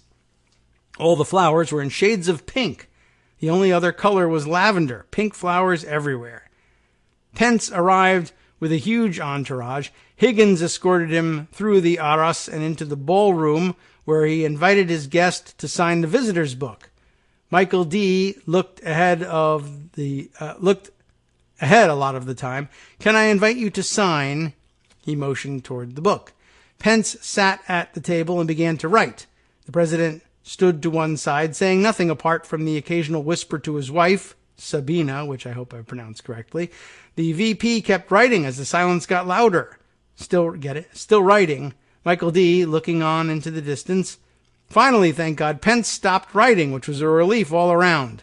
There was another photo opportunity. Then the party retired next door for tea. A picture was released of the two groups sitting on either side of a long table, 2 tables together. The sort of thing when more guests than expected arrive. Quick, run out next door and ask Assumpta for the collapsible table they got in for Mossy's wake. Your man from America is only arriving after with half of Indiana. Where's the big tablecloth? The talks between the president and the vice president didn't take long. Soon they were waving goodbye from the portico. The dogs didn't put in an experience for that matter. He didn't call the vice president a... we can only guess at what this is here. but it begins with W and has a few asterisks there and ends in R, and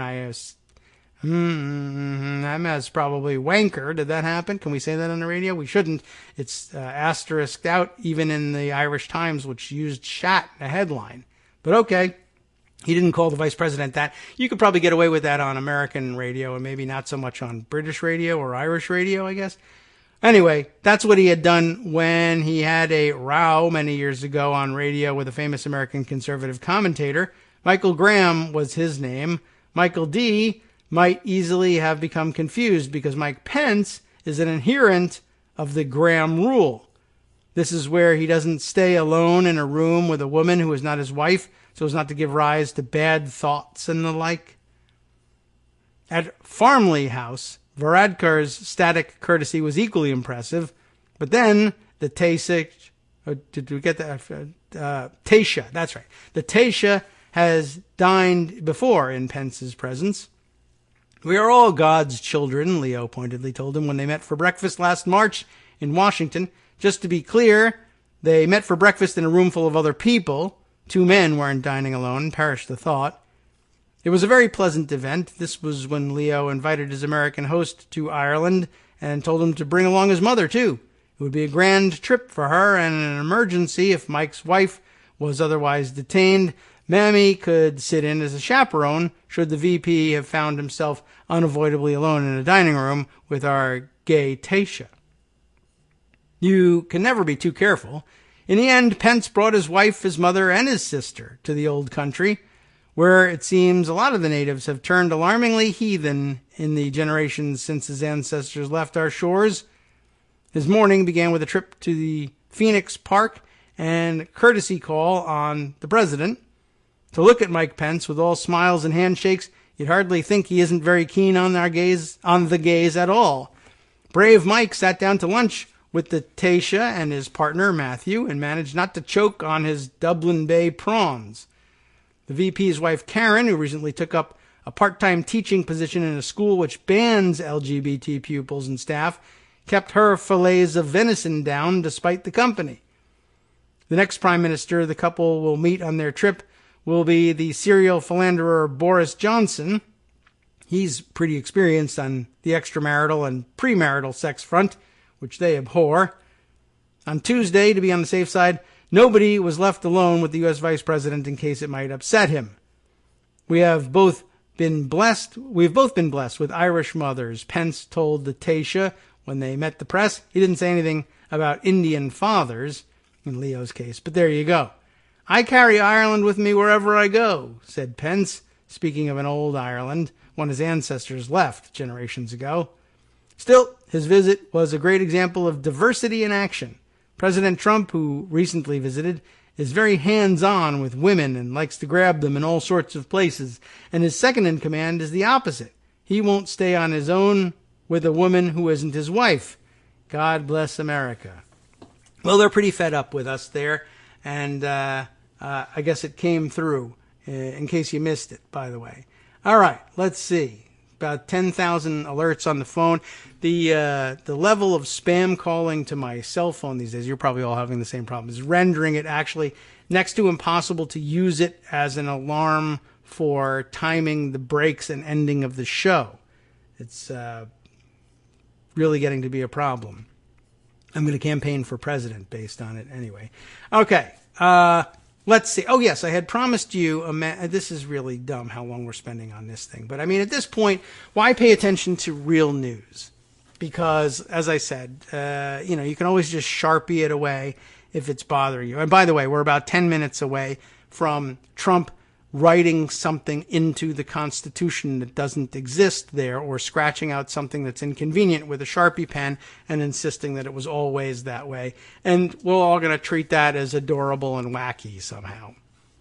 So anyway, I mentioned to you that there was a Business Insider story about his love affair with the Sharpie pen. And this is why I think it's actually fair game to put some pressure on Sharpie to put some separation between them and the president. I'd love to tell you the headline of the piece, but it's obscured by a pop-up. This is fantastic. The headline gives away one of the better parts of this thing, and maybe I'll just save it for later because it comes in one of the top paragraphs here. Trump, though, told Sharpie to create a custom pen for him to sign important documents.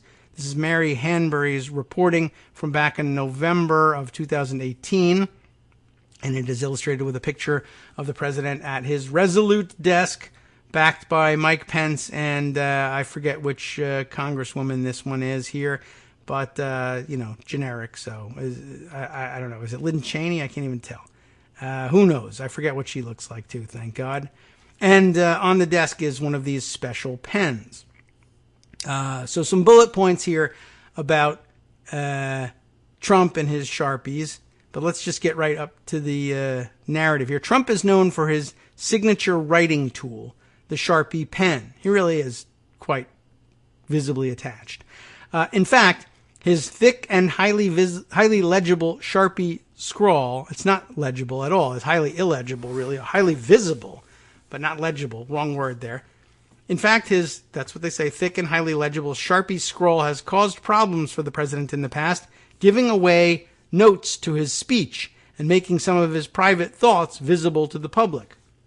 Right? He actually didn't write I don't know if he used the Sharpie to write Al-Qaeda and spell it wrong, but his notes on speeches, when he brings the actual papers with him, they leak through because that's the nature of Sharpie, and you can tell what he's put down in the margins there. Despite this, he has continued to use the Sharpie to sign executive orders, mark up drafts of important speeches, and add notes like a teacher marking a quiz.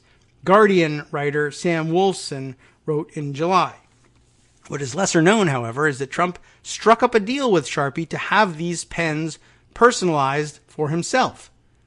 Toward the end of the first episode of HBO's, I guess then new, 4-part series done with political website Axios, Trump broke into a monologue professing his love for the Sharpie pen and disdain for the government-ordered pen that is traditionally used by U.S. presidents. Meanwhile, Axios reporter Jonathan Swan and its CEO Jim Vandehei patiently listened on the sidelines. I was signing documents, we'll do the voice. I was signing documents with a very expensive pen, and it didn't write well, Trump said. It was a horrible pen, and it was extremely expensive. You know what? You should fact check that. So, of course, that's exactly what he would say. I'm sure it's more expensive than a disposable Bic pen. It was very expensive. $1 million it costs. It's just terrible. We waste our money. I'm sure he was flirting with going that direction. All right, so it was a horrible pen, and it was extremely expensive, he added, referring to the so-called government-ordered pen. And then I started using just a Sharpie. And I said to myself, well, wait a minute. This writes much better. And this costs almost nothing. I mean, he's been famous for signing things and writing notes with a Sharpie for a long, long time. I mean, we don't know whether it turned out to be a fake tweet or not, but allegedly Sharpie was tweeting about it back in 2010. But everybody knows that. So he, again, changes unofficial history. I mean, who cares whether or not how long he's been using the pen? But he lies even about that. All of a sudden, I used this pen, and I was like, oh, my gosh, we should be using this, and it costs nothing. Like he suddenly discovered the Sharpie. He's used it all along. I mean, here he was able to tell the truth that a Sharpie pen probably costs next to nothing versus one of these expensive pens that the government pays for official purposes. Why not just stick with that? But instead, he's got to make it like he just discovered it. So at this point in the monologue, Trump pulled out a standard gray Sharpie pen from his drawer. It says draw, but I'm sure they mean drawer. Anyway, so I called up the folks at Sharpie, and I said, do me a favor. Can you make the pen in black? And here's the part I left out of the headline, because I wanted to deliver it now. Can you make the pen in black? Now, he doesn't mean write in black. Sharpies come in black ink, yes. But when they say the gray pen, right? So it's that gray off-white body of the pen with the black cap, and of course it writes. But he wants the full body of the pen in black to give it that, possibly expensive pen, executive look. Now, how does he put it? I called up the folks at Sharpie and I said, do me a favor. Can you make the pen in black? Can you make it look rich? There's just so much packed in that one little word. Can you make it look, not, can you make it look, more executive? Can you make it look government official? More official than just a magic marker. His version of it, can you make it look rich? Can you make yourself look rich? That's your obsession, and you're a schlub, and your pants constantly need to be steamed, and nothing fits, and you don't know how to wear a white tie. Can you make yourself look rich? Make my pen look rich. You believe this guy? Anyway, make my pen look rich. He's always worried about what his pen looks like. His pen. What's mightier than the sword, by the way? The pen is. And be careful how you kern that sentence. That explains an awful lot. Why does he love pens so much? You can't spell penis without pen. You can't spell anything without a pen. So I guess nowadays you can use computers. Fine, I grant you that. According to Trump, Sharpie's response was not only that they could do that, but they also offered to put his signature on it. Trump proudly flashed the gold-labeled pen to the camera. So they made a special edition, and why not? Fine. You're proud of the president loves your pen. They make it in black. Can we make it in black? Sure. Costs nothing to make something in black. Put the signature on it. Now, though, of course, it's a special edition. Guess what? The stupid effing pen now costs as much as the government pen. But forget all of that. Blah, blah, blah. Don't listen to anything. It's a story about Sharpie. Sharpie's parent company, in case you were wondering, from early in the show, is Newell Brands. Keep it in mind. Newell. Because now we all got to boycott Sharpie, right?